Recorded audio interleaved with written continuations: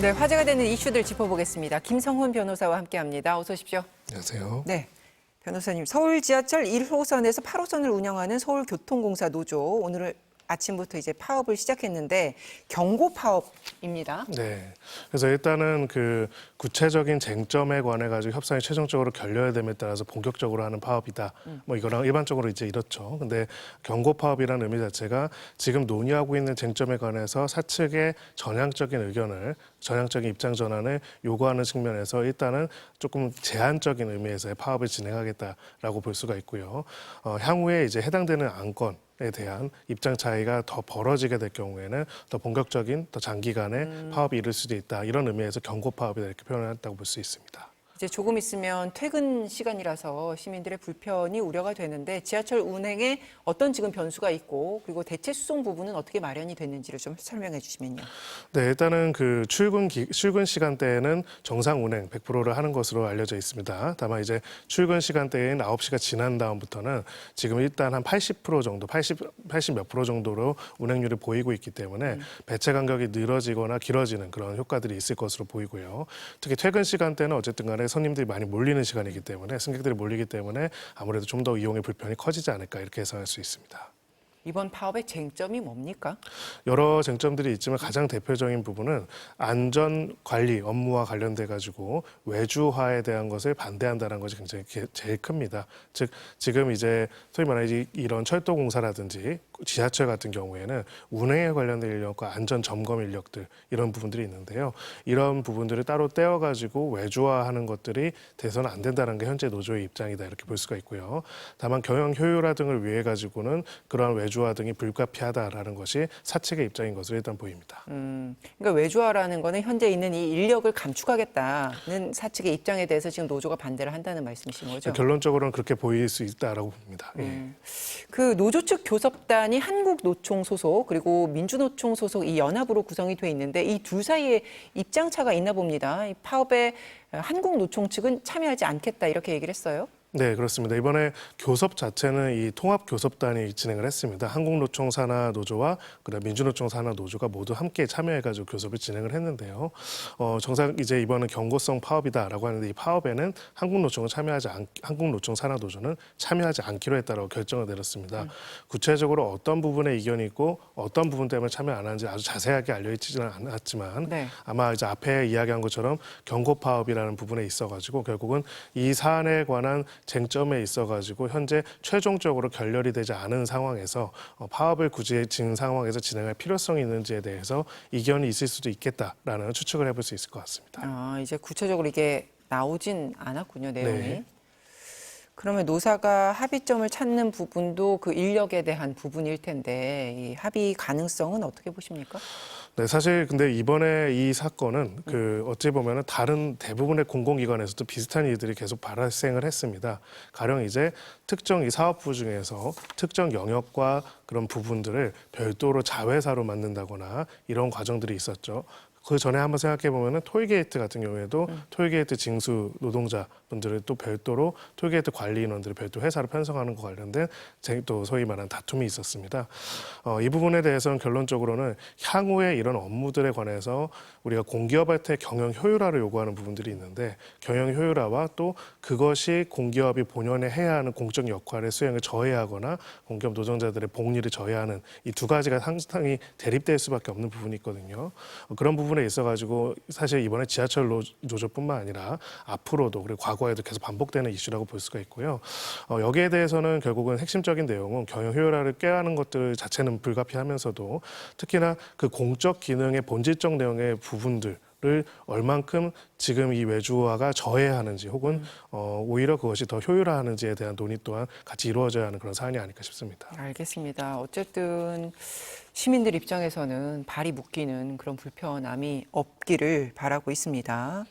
자, 국회 얘기를 좀 해보면요. 조금 전에 노란봉투법과 방송 3법이 본회의에 상정이 됐는데 이 부분에 대해서 여당이 무제한 토론이 필리버스터로 맞대응하겠다 이렇게 했었는데 지금 막 들어온 속보에 의하면 노란봉투법과 방송 3법에 대해서 무제한 토론은 하지 않겠다 철회를 했습니다. 자, 일단 노란봉투법부터 알아보겠습니다. 주요 내용이 이 파업과 관련된 부분이지 않습니까? 좀 짧게 여야 입장 다른 부분까지 짚어주시면요. 네, 일단 이번에 상정이 된 노란봉투법의 가장 핵심적인 두 가지는 하나는 이제 소위 말하는 파업으로 인한 손해배상 책임을 제한하는 내용들이 있습니다. 그동안 이제 파업이 벌어진 경우에 그로 인해서 사측이 손해를 입을 경우에 그거를 손해배상 청구를 해왔는데요. 문제는 이제 이것이 공동 불법 행위로 보다 보니까 모두에게 전액을 청구할 수가 있습니다. 연대 공동하여 책임을 지게 되어 있으니까요. 이러다 보니까 가담의 정도나 혹은 내용의 정도에 무관하게 모두가 큰 금액을 갑자기 부담해야 한다는 굉장히 큰 문제가 있다는 얘기들이 있었고, 노란봉투법은 일단은 이 법에 따른 정상적인 쟁의 같은 경우에는 손해배상 책임을 감면할 수 있도록 하고, 또 손해배상 책임이 있는 경우에도 각각의 역할에 따라 가지고 그것을 제한하도록 하는 것들을 주된 내용으로 합니다. 또 하나는 소위 말하는 원청 사업자의 책임을 범위를 확대해가지고 네. 원청으로서 파견에 실질적으로 근로자에 대한 지휘 감독을 가지고 있는 경우에는 사업자로서의 책임을 지도록 하는 것들을 확대하는 내용이어서요. 이 부분에 대해 가지고 과거 이제 파업 행위 자체를 사실상 묻게 하고 어렵게 만드는 과거의 불법 행위로 인한 손해배상 청구들이 과도해지는 걸 막기 위해서는 필요하다는 게 야당의 입장이고, 여당은 이렇게 할 경우에는 불법적인 파업이라든지 파업으로 인한 사용자들의 손해가 굉장히 높아져가지고 문제가 될 것이다라는 입장에서 반대하고 있는 상황입니다. 방송 3법은요? 네, 방송 3법은 결국 각각의 방송사에 있어가지고 특히 이제 공적으로 임명권이 있을 수 있는 방송사에 있어서 이사의 수를 대폭 늘리고 이사를 임명할 수 있는 추천 기관들도 뭐 각각의 학회나 단체들이 할 수 있도록 하는 부분으로서 결국 정치나 정권에 따라 가지고 이사진 경영권을 바꿀 수 있는 부분들을 막겠다라는 취지로 발의된 법입니다. 여기에 대해서 지금 여당 쪽에서는 이렇게 될 경우에는 실질적으로 여러 편제상 공정하게 되는 것이 아니라 오히려 특정 야당 측 인사들이 계속 이사진을 장악할 수 있다는 이유로 반대를 하고 있는 상황이고요. 이렇게 이 두 가지 쟁점에 대해서 굉장히 첨예하게 대립하고 있기 때문에 결국 법안이 통과가 되더라도 또다시 거부권 행사의 대상이 될 가능성이 배제할 수는 없는 이런 상황입니다. 그러니까 공영방송에 현재 그 사장을 선임할 수 있는 이사진이 10명 안팎인데 각 사마다 결국에는 이거를 이사의 수를 21명까지도 늘리는 건데 이걸 추천하는 걸 이때까지는 국회의원들이 했다면 이제는 그 대상을 더 넓혀서 뭐 시민단체라든지 뭐 학계라든지 뭐 이렇게 다 넓히겠다는 거잖아요. 그렇습니다. 근데 그 부분에 있어서는 이제 그렇게 넓히는 대상들이 야권 성향이 많기 때문에 네. 결국에는 야당에 유리한 사장 선임으로 이어진다. 지금 이거를 국민의힘은 주장을 하고 있는 겁니다. 맞습니다. 한마디로 이제 정치권과 무관한 쪽에서 추천하고 임명할 수 있는 이사를 늘리면은 정치적인 입김에서 자유로워질 것이다라는 게 이제 야당의 입장이고, 여당은 근데 그 말하는 추천하는 주체들이 결국은 성향이 아예 없는 것이 아니라 야당 성향이 아니냐 이런 식으로 이제 반박하고 있는 것이죠. 그래서 원래는 이게 건건이 이제 상정을 하고 그리고 거기에 대해서 국민의힘이 필리버스터 무제한 토론을 할 때 그걸 24시간이 지나면 멈추게 할 수 있도록 표결을 해서 네, 뭐 5분의 이런 3 이상이 동일하면 멈출 수 있습니다. 예, 그런 형태로 진행이 될 것이다. 이렇게 봤었는데 일단은 필리버스터를 철회를 했으니까요. 앞으로 처리 절차가 어떻게 되는 겁니까?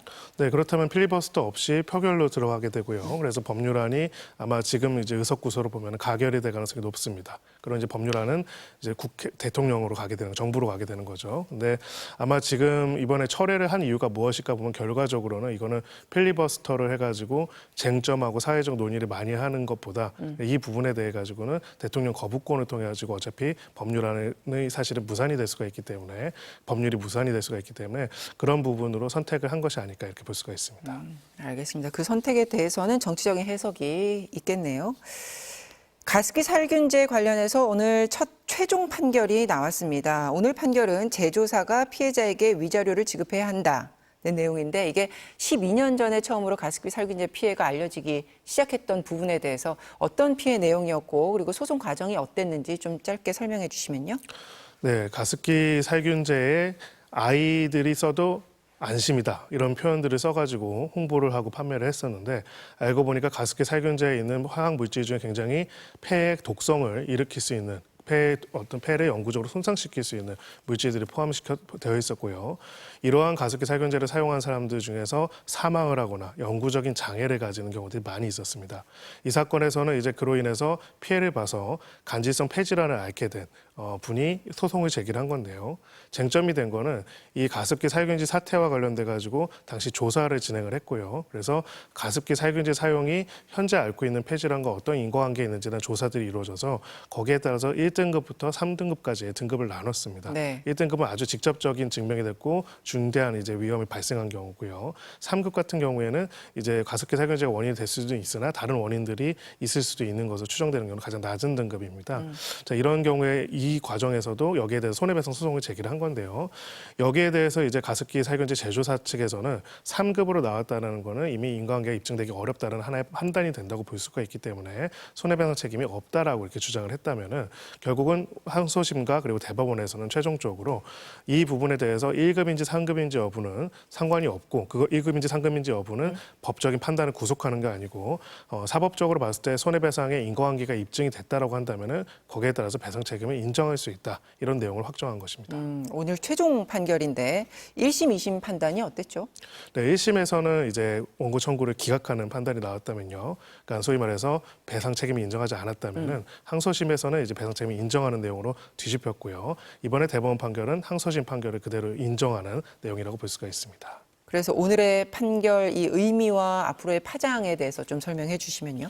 네, 이 가습기 살균제 사태는 굉장히 비극적인 일이었는데요. 결과적으로는 지금 이제 조사하고 검증해서 1급에서 3급이라는 각각의 그 소위 말하는 장애 등급들을 비교해서 나눈 판단들이 있었는데 법원의 손해배상 책임 인정에 있어가지고는 그 급수에 구속됨 없이 만약에 그 급수를 인정을 못 받았다고 하더라도 혹은 그 급수가 굉장히 낮게 선정이 됐다고 하더라도 실제로 손해배상 책임이 있다는 것들이 입증이 된다면은 얼마든지 배상 책임을 인정할 수 있다는 것으로 볼 수가 있다 이렇게 볼 수가 있고요. 책임 범위에 관해서는 다만 이제 소위 말해서 3급으로서 수급했던 급여 부분을 제외를 했기 때문에 기존의 보상이나 배상한 금액들은 제외된다는 것 또한 법리적으로 어느 정도 확정됐다고 볼 수가 있습니다. 알겠습니다. 시간이 한 1분 30초 정도 남았는데 앞에 정치 마수다에서 여야의 의견을 여쭙던 주제입니다. 새 대법원장 후보에 조희대 전 대법관이 지명이 됐는데 이제 인물에 대한 평가는 이제 이 코너에서는 하지 않고요. 그 임기와 관련해서 임기가 이제 대법원장 임기가 6년이고 그리고 정년은 또 70세고 그래서 조희대 전 대법관이 임기를 다 못 채우고 이제 끝이 나는 거라고 보이는데 만약에 임명이 되면요. 대법원장이 임명을 다 못 채웠던 경우가 지난번 3번이 있었던데 이 사례들은 어떤 거였습니까?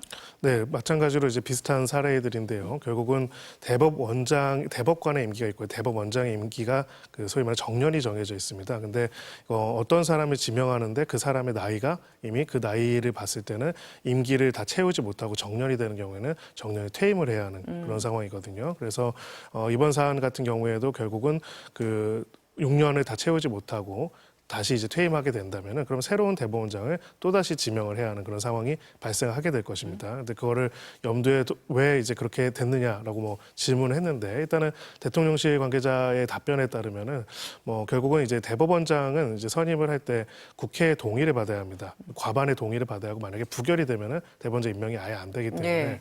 이 부분에 있어서는 이제 통과 가능성들을 중요하게 고려해 봤을 때 가장 적임자가 이분밖에 없었다고 이렇게 표현을 했습니다. 그래서 결국은 뭐 이번에도 똑같이 이제 임기와 정년이 충돌하는 상황에서는 정년 규정이 우월하게 적용이 돼서 마치게 될 것이라고 볼 수가 있습니다. 알겠습니다. 자, 오늘은 여기까지 아주 고맙습니다.